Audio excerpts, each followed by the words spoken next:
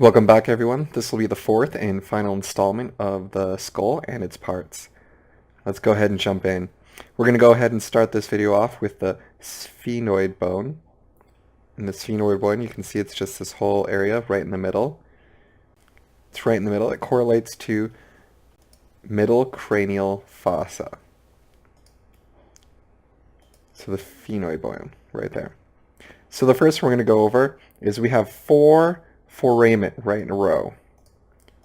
So all three. So if you go in order from the inside out, you're going to have the foramen lacerum, the foramen. So going right in a row, we're going to have the foramen lacerum, the foramen oval, foramen spinosum, and then at the top, the foramen rotundum. To help you remember that, just remember, turn around, don't be dumb, and get lost. So we're going to go over how that goes. So we'll go over that. Foramen rotundum at the top. Turn around, don't be dumb. Rotundum. Turn around, don't be dumb. Rotundum. Kind of rotary, like rotation, turn around. And then don't be dumb. And get lost. Lacerum, L. O for oval. And S for spinosum. So you'll just remember those four. You can start from rotundum at the top, and then going inside out, lacerum, oval, spinosum. You can remember spinosum is the small one. It starts with an S. Spinosum starts with S. Next, we're going to have the greater wing. You can see it just looks like a wing that's on top. It's big. And then we have the lesser wing, really tiny. Greater wing and lesser wing. Next we have the inferior orbital fissure. Now a fissure is a long crack or opening. So you can see right here, this is a fissure. So we're going to have two orbital fissures. We have the inferior orbital fissure. You can see right here, it's on the bottom. Inferior orbital fissure. And then we have the superior orbital fissure. It's right there. So the inferior and the superior. Top and bottom. Now next we're going to have lateral pterygoid plate. Sella turcica. Sella turcica. Sella turcica. Turkey saddle. Alright, and that will be all for the sphenoid bone. We'll go ahead and move on to the temporal bone. So this is the temporal bone. The first part of the temporal bone is going to be the carotid canal. So the carotid canal, you can see in this picture, is where your carotid artery comes through. So this is how it comes through, right there.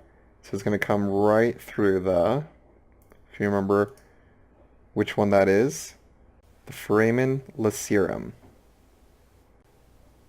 So your carotid canal meets up with the foramen lacerum.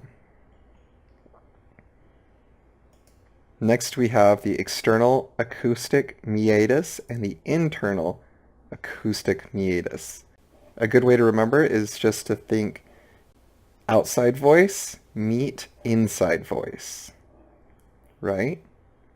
So we have the external, outside, meet, meatus, external acoustic meatus, meet, internal acoustic meatus. Inside voice meets outside voice. And you can remember that because that's where your ears actually are. Next we have the jugular foramen. So if you just remember, if this is where your spinal cord is coming through, these are going to be the foramen in which your jugular will come through. Next we have the mastoid process. Now, the mastoid process is where your masseter muscle connects. Now, the bigger your masseter muscle, the stronger your bite. So mastoid process. masseter muscle. Next is your petrous portion and your squamous portion.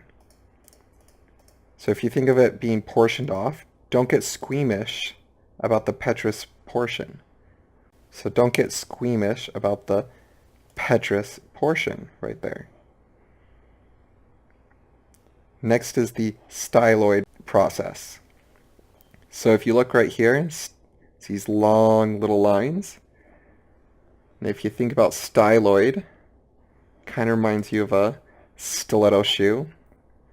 That little line right there kind of looks like this, where it gets bigger towards the top.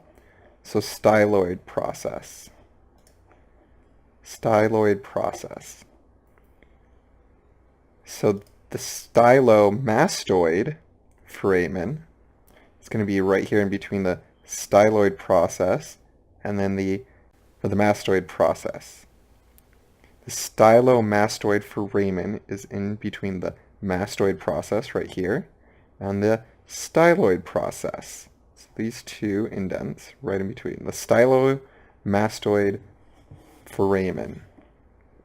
Next we have the zygomatic process of the temporal bone. So these bones right here are going to be named after what they're connected to when you see them right after that line.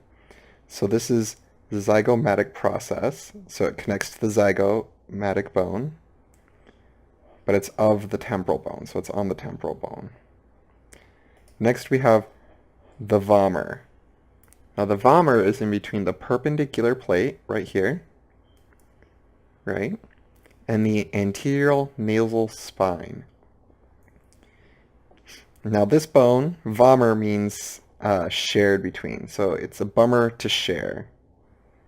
So it's being shared by the perpendicular plate and the anterior nasal spine.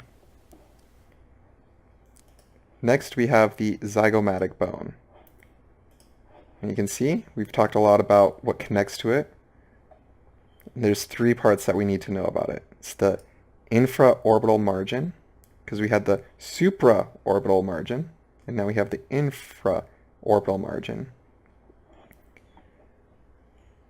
Inferior, infra, so below, and we have the temporal process because it's connected to the temporal bone. Now the temporal process and the zygomatic process together is going to give the zygomatic arch. Zygomatic arch. It's that arch right across there. Congratulations, that's all the parts of the skull you need to know. With all those memorized, you now have everything down. Good luck on the test.